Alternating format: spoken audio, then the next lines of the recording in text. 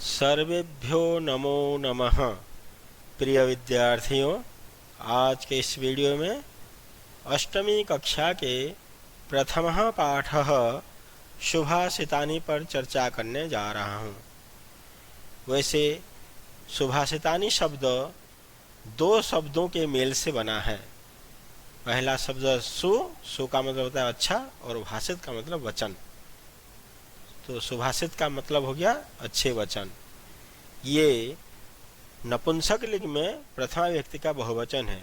सुभाषितम, सुभाषिते, सुभाषितानि, बहुत सारे अच्छे वचन। वैसे इस पाठ में कई पुस्तकों के श्लोकों को संकलन किया गया है। पंचतंत्रम, शिशुपाल वधम, मनुस्मृति, नीतिशतकम आदि पुस्तकों से लिए गए हैं सभी के सभी श्लोक। तो आइए देखते हैं सबसे पहला श्लोक। सबसे पहले मैं सस्वर वाचन करूंगा, ध्यान से सुनिएगा। गुणा गुणज्ञेषु गुणा भवन्ति, ते निर्गुणं प्राप्य भवन्ति दोषा। सुस्वादुतो याः प्रभवन्ति नद्य, समुद्रमासाद्य भवन्त्यपेया। आइए इसका सबसे पहले अन्वय देखते हैं। अब आप लोग बोलेंगे कि अन्वय क्या है। पता नहीं आप लोगों ने सप्तमी क्लास में अन्वय सीखा है या नहीं सीखा है। तो अन्वय का मतलब होता है बच्चों, श्लोक में दिए हुए पदों को या शब्दों को क्रम से लिखना ही अन्वय कहलाता है। क्योंकि श्लोकों में सारे के सारे शब्द इधर उधर दिए रहते हैं, उनको सीक्वेंस में रखना ही अन्वय कहलाता है। तो देखते हैं अन्वय। गुणज्ञेषु गुणाः भवन्ति, ते गुणा निर्गुणं प्राप्य दोषाः भवन्ति। सुस्वादुतो याः नद्यः प्रभवन्ति, समुद्रम आसाद्य अपेया भवन्ति। अब इस अन्वय के हिसाब से हम मीनिंग को समझते हैं। गुणज्ञेषु गुणा भवन्ति, गुणज्ञेषु मतलब गुणवानों में, गुणीजनों में, गुणी लोगों में। गुणज्ञ मतलब जो गुण को जानता है वो गुणज्ञ, जो धर्म को जानता है धर्मज्ञ। तो यहाँ सप्तम व्यक्ति बहुवचन है कि गुणवानों में गुणः भवन्ति, गुण होते हैं। ते गुणा, वे सभी के सभी गुण, ते वे गुणा गुण, निर्गुणम प्राप्य, निर्गुण व्यक्ति के पास पहुंचकर दोषाः भवन्ति, दोष में परिवर्तित हो जाते हैं, अर्थात निर्गुण में परिवर्तित हो जाते हैं। गुणवानों में गुण होते हैं, वही गुण निर्गुण के पास पहुंचकर दोष में बदल जाते हैं या निर्गुण में बदल जाते हैं। सुस्वादुतोयाः नद्यः प्रभवन्ति, सुस्वादुतोया, सु मतलब अच्छा, स्वाद मतलब स्वाद वाले अर्थात स्वादिष्ट, तोया मतलब पानी, स्वादिष्ट पानी वाली नदियाँ, नद्यः नदियाँ, प्रभवन्ति बहती तो हैं। समुद्रम आसाद्य, समुद्रम इसमें दो शब्द है, समुद्रम प्लस आसाद्य, समुद्र में पहुंचकर, आसाद्य मतलब प्राप्य, पहुंचकर, अपेयाः भवन्ति, अपेया हो जाते हैं अर्थात पीने लायक नहीं रह जाते हैं। क्योंकि समुद्र का पानी नमकीन होता है, तो इसीलिए जो गुण होते हैं वो भी किसी निर्गुण व्यक्ति के पास पहुंच जाते हैं तो दोष में बदल जाते हैं। जिस प्रकार से नदियों का मीठा पानी समुद्र में पहुंचने पे वो पीने लायक नहीं रह जाता था, दोष में बदल जाते हैं उस।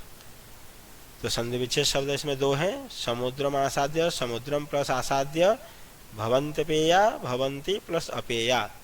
यहाँ पे यण संधि है, ई के बाद, छोटी या बड़ी के बाद कोई अन्य स्वर आने पे ई को य हो जाता है, तब बनेगा भवन्त्य पेया। विलोम पद देखते हैं, दो ठो है।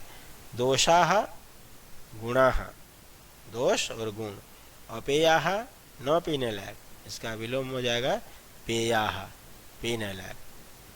तो इसमें बच्चों क्रियापद कौन कौन से हैं देखते हैं। भवन्ति ये क्रियापद है, इसमें कर्ता कौन है, गुणाः। भवन्ति यहाँ पे ये क्रियापद है, दोषाः कर्ता पद है। प्रभवन्ति, प्रभवन्ति ये क्रियापद है, इसका कर्ता है नद्यः।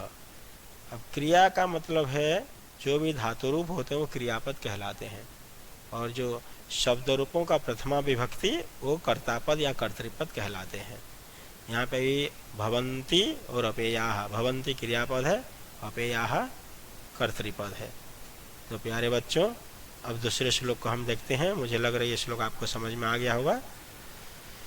साहित्य संगीत कला विहीन साक्षात् पशुपुच्छ विषाणहीन तृणं न खादन्नपि जीवमान तद्भागधेयं परमं पशूनाम्। आइए देखते हैं अन्वय को। साहित्य संगीत कला विहीन पुच्छ विषाणहीन साक्षात् पशु तृणं न खादन् अपि जीवमानः तत् पशूनां परमं भागधेयम्। साहित्य लिटरेचर जो पढ़ा लिखा नहीं है, साहित्य जिसके अंदर नहीं है। संगीत जिसके अंदर कोई गीत संगीत ही नहीं है, नीरस जीवन है, रस ही नहीं है जिसके अंदर। संगीत कला जिसके अंदर कोई कला ही नहीं है, आर्ट ही नहीं है, कोई किसी भी प्रकार की कोई कला जो जानता ही नहीं है, इससे विहीन मतलब रहित। साहित्य से, संगीत से और कला से विहीन कौन? मनुष्य, जिसके पास ये सब गुण नहीं होते हैं। पुच्छ विषाणहीन साक्षात् पशु, वह मनुष्य जिन इन सब चीज़ों से रहित मनुष्य। पूंछ मतलब पूंछ, विषाण मतलब सिंह और हीन मतलब रहित। पूंछ और सिंह से रहित साक्षात पशु हो, प्रत्यक्ष रूप से पशु है। हम मनुष्य हैं तो मनुष्य के अंदर ये सारी चीज़ें होनी चाहिए, साहित्य संगीत कला होने चाहिए। अगर इनसे हम रहित हो जाते हैं तो हम क्या कहलाएंगे? पूंछ और सिंह से रहित साक्षात पशु कहलाएंगे हम लोग। तृणम न खादनपि, तृणम मतलब घास, न खादनपि न खाता हुआ भी जीवमान जी रहा है या जीता हुआ। तृणम न खादनपि जीवमान, घास न खाता हुआ भी जी रहा है। तत् पशुनाम परमम भागधेयम, वह मतलब कौन? क्या?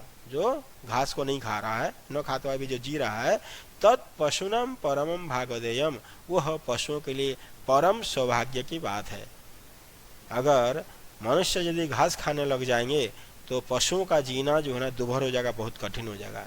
इसीलिए कवि कहना चाह रहा है कि नहीं, साहित्य संगीत और कला से विहीन, पूंछ और सिंह से रहित मनुष्य साक्षात जानवर की तरह होता है। हाँ, घास न खाता हुआ भी वो जीवित रह रहा है, ये पशुओं के लिए बड़े सौभाग्य की बात है। संधि विच्छेद शब्द इसमें दो आए हैं, खादन्नपि, खादन प्लस अपि, तद्भागधेयम, तत् प्लस भागधेयम। तीसरे श्लोक को देखते हैं। लुब्धस्य नश्यति यशः पिशुनस्य मैत्री नष्टक्रियस्य कुलमर्थपरस्य धर्म विद्याफलं व्यसनिनः कृपणस्य सौख्यं राज्यं प्रमत्तसचिवस्य नराधिपस्य। आइए सबसे पहले अन्वय पे नजर डालते हैं। लुब्धस्य यशः पिशुनस्य मैत्री नष्टक्रियस्य कुलम अर्थपरस्य धर्मः व्यसनिनः विद्याफलं कृपणस्य सौख्यं प्रमत्त सचिवस्य नराधिपस्य राज्यम नश्यति। संधि विच्छेद वाले शब्दों को पहले देख लेते हैं, फिर मैं समझा देता हूँ। कुलम अर्थपरस्य, कुलम प्लस अर्थपरस्य, हलंत म में अ मिल करके म पूरा हो जाएगा, कुलम अर्थपरस्य। नराधिपस्य, नर प्लस अधिपस्य, नर मतलब मनुष्य, अधिप मतलब राजा, नराधिपस्य राजा का, और अ मिल करके बन गया आ, दीर्घ संधि। अभी देखिए अन्वय के हिसाब से अर्थ को समझते हैं। लुब्धस्य यशः, वैसे बच्चों इस पूरे के पूरे श्लोक में एक क्रियापद है बस।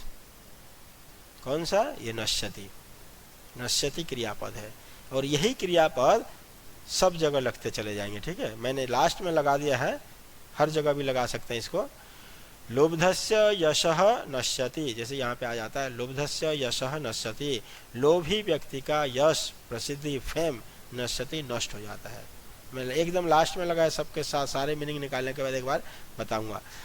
लुब्ध मतलब होता है लोभी, तो षष्ठी व्यक्ति एक वचन है। लुब्धस्य यशः न, लोभी व्यक्ति का यश।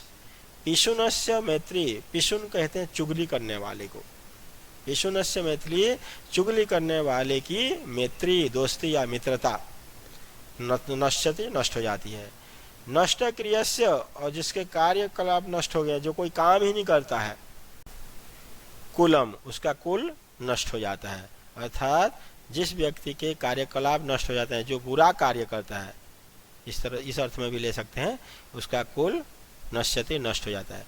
अर्थ परस्य धर्म, अर्थ मतलब होता है धन, जो धन के पर हो जाता है, धन के आदि हो जाता है, केवल धन के पीछे ही भागता रहता है, उसका धर्म नश्यति, धर्म नष्ट हो जाता है। व्यसनिन, व्यसनी मतलब जिसको बुरी लत लग जाते है उसको व्यसनी व्यक्ति बोलते हैं। तो बुरे लत वालों का विद्या फलम नश्यते, विद्या का फल नष्ट हो जाता है। जो व्यसनी व्यक्ति होता है उसको विद्या का फल नहीं मिलता है। कृपणस्य सौख्यम, कृपण लालची, कंजूस, कंजूस व्यक्ति का सुख नष्ट हो जाता है। अगर मान लीजिए कोई कंजूस है, हवाई जहाज में सफ़र भी करना चाहता है, पैसा खर्च नहीं करना चाहेगा, तो कहाँ से उसको सुख मिलेगा। तो कृपणस्य सौख्यम, लालची व्यक्ति का सुख नष्ट हो जाता है।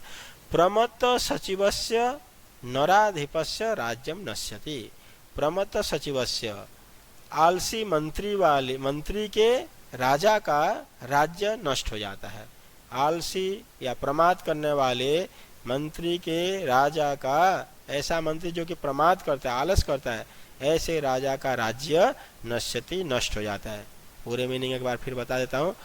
लोभी व्यक्ति का यश, चुगली करने वाले की मैत्री, बुरे काम करने वाले की या फिर जो काम नहीं करता है उसका कुल, धन के आदि या धन के बस में होने वाले व्यक्ति का धर्म, व्यसनी व्यक्ति का विद्याफल, लोभी व्यक्ति का, कंजूस व्यक्ति का सौख्य या सुख, और प्रमाद करने वाले मंत्री के राजा का राज्य नष्ट हो जाता है। तो प्यारे बच्चों, यदि आप सबको मेरा ये वीडियो समझ में आया तो उसको लाइक कीजिए, शेयर कीजिए और मेरे चैनल को सब्सक्राइब जरूर कीजिए। Thank you. जयतु संस्कृतम, जयतु भारतम, नमो नमः।